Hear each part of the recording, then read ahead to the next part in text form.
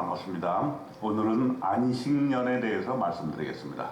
레위기 25장 4절에 일곱째 해에는 그 땅이 쉬어 안식하게 할지니 여호와께 대한 안식이라.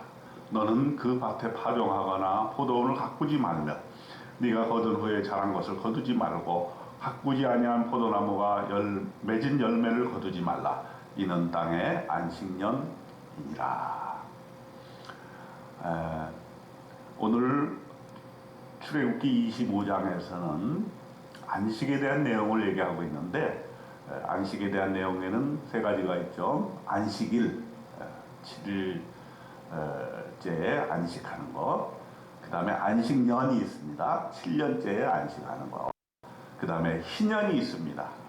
50년째 희년이 되는 것이죠.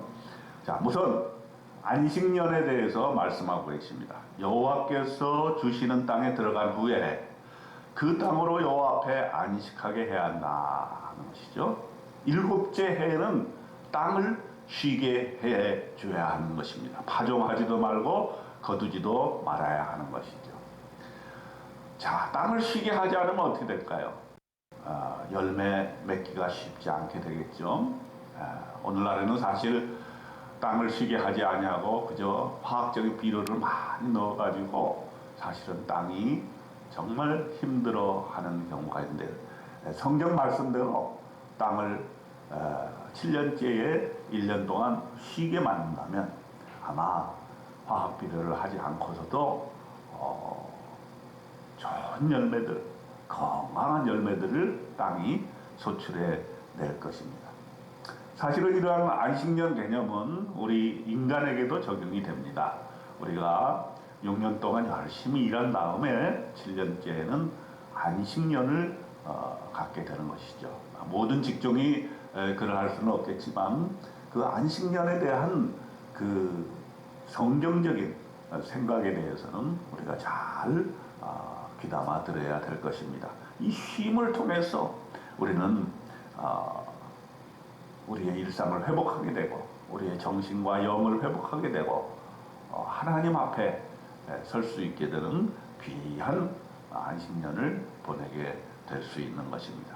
그러므로 저와 여러분도 어느 직종에 있든지 이런 안식년의 개념을 생각하면서 7년째에는 자신의 인생을 돌아보고 하나님과 관계를 재조정하는 그러한 귀한 저와 여러분 되시기를 주님의 이름으로 축원드립니다.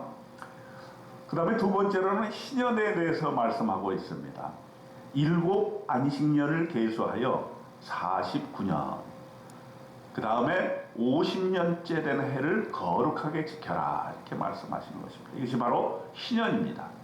이때는 각각 자기의 소유지로 돌아가며 각각 자기의 가족에게로 돌아갑니다.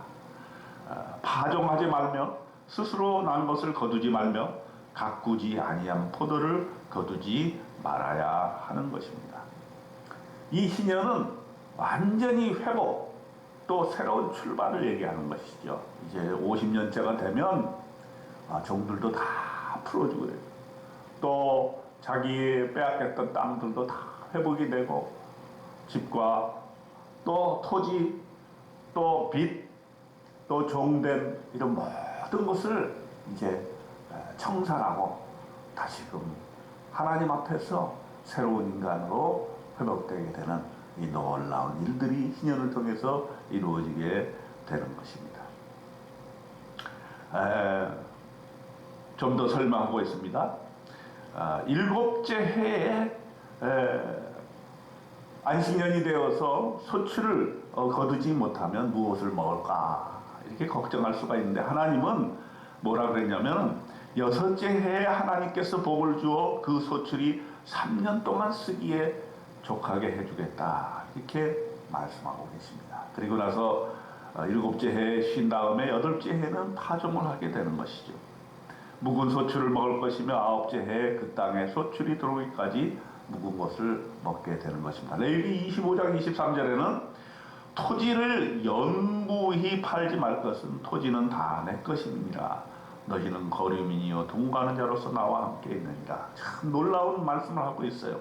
토지는 하나님의 것이라고 얘기하고 있는 것입니다. 사실은 우리가 이 땅에, 이 지구상에 살면서 이 땅이 내 땅이다 이렇게 얘기하는 것이 얼마나 어리석인 것인가 하는 것을 하나님은 말씀해 주고 있는 것입니다.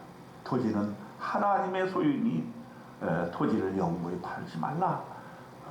사실 우리나라와 같이 이렇게 적은 땅덩어리를 가지고 있는 나라, 이런 나라들은 사실은 토지가 어떤 개인의 소유라기보다는 하나님의 소유라고 하는 이 말씀이 참으로 우리나라의 중요한 말씀이다 이렇게 볼 수가 있고, 토지라는 것을 너무 개인의 부의 수단으로만 삼을 것이 아니라 공적인 개념으로 하나님의 이러한 땅으로서의 그런 개념을 우리 정책에 잘 반영해야 될 것입니다.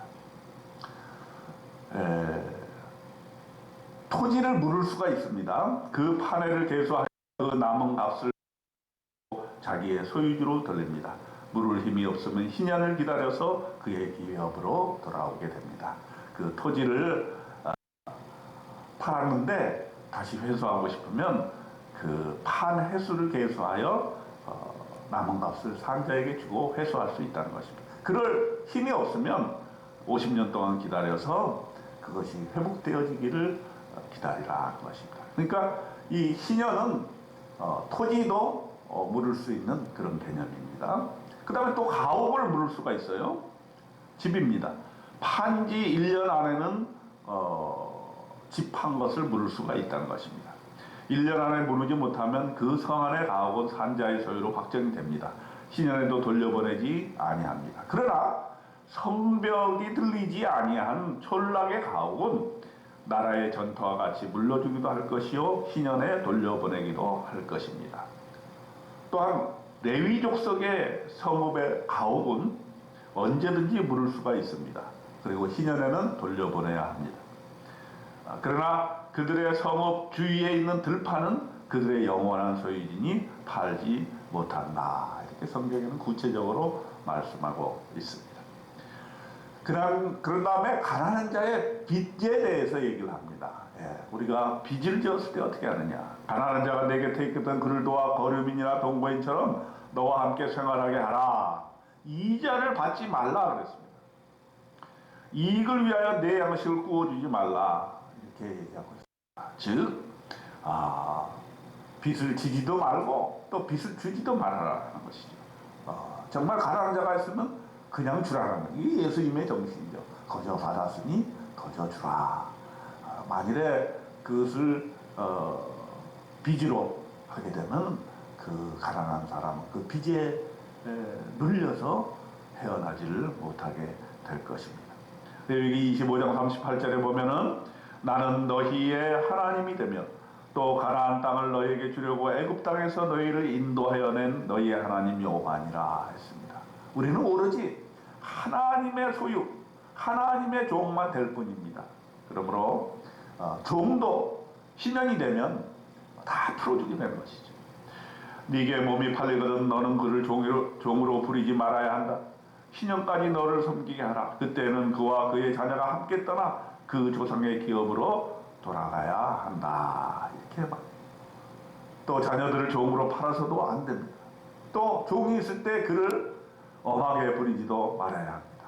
그리고 종은 자기 민족이 아니라 이방인에게서 취하라고 말씀하고 있습니다.